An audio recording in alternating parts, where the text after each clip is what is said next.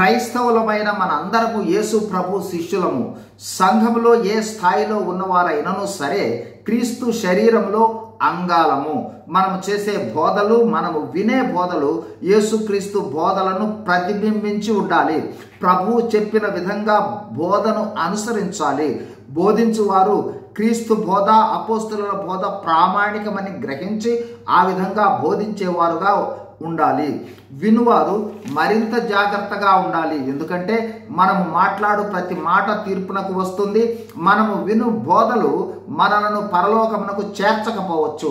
కావున ప్రతి క్రైస్తవుడు జాగ్రత్తగా ఉండాల్సిందే. బోధకులైనా అంతకు మించిన స్థాయి గలవారు ఎవరైనాను సరే యేసు ప్రభువు ప్రకటించమన్నది దేవుని రాజ్య సువార్తను.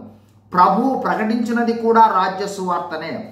నూతన నిబంధనలో యేసు ప్రభువును నమ్మితే భౌతిక ఆశీర్వాదాలు వస్తాయి అంటూ పరలోకమునకు తక్కువ ప్రాధాన్యత కలిగి ఎక్కడా బోధించలేదు. యేసు ప్రభు తన దగ్గరకు వచ్చిన వారికి స్వస్థతలు ఇస్తాను రమ్మనను లేదు. ఆయన చెప్పినది నిత్య జీవము, పరలోకమును గూర్చి. అయితే వచ్చిన వారికి ఆ విధమైన ఆశీర్వాదాలన్నీ ఇచ్చాడు. నేడు కూడా మనలో ఉన్నాడు ప్రభువు. మనము ఉన్న ప్రదేశంలోనికి వారు వచ్చినట్లయితే భౌతిక ఆశీర్వాదాలు వారు పొందుకోగలరు. అయితే మనము ప్రకటించవలసినది దేవుని రాజ్య సువార్తనే అని గుర్తించాలి. అయితే మనము కూడా ప్రభువు చెప్పినట్లు మొదట మీరు దేవుని రాజ్యమును ఆయన నీతిని వెదకుడి, అప్పుడు భౌతికమైనవన్నీ కూడా ఆయన అనుగ్రహిస్తాడు అని మనం బోధించాలి. మొదటి ప్రాధాన్యత దేవుని రాజ్యము. భౌతిక శరీరము, భౌతిక ఆశీర్వాదము, భౌతిక సంపదలు, ఆశీర్వాదాలు ఏ విధంగానూ మన నీతికి కారణము కాదు. దేవుని రాజ్యాన్ని ఇవ్వను లేవు. పరలోకానికి నడిపించను లేవు. రక్షణ లేకుండా ఇవన్నీ ఉంటే అవి దేవుని రాజ్యానికి ఆటంకాలే కానీ మేలుకరం కాకపోవచ్చు.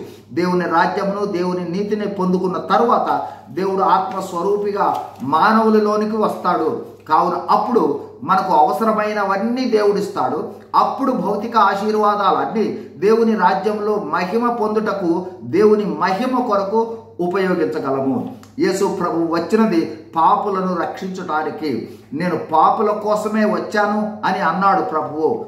కావున ఆత్మీయ విషయాల కన్నా భౌతిక విషయాలపైనే ఎక్కువ ప్రాధాన్యతతో చేయు బోధ విషయంలో మనము జాగ్రత్తగా ఉండాలి. ఒకవేళ చేస్తూ ఉన్నట్లయితే గ్రహించాలి. God bless you. Thank you.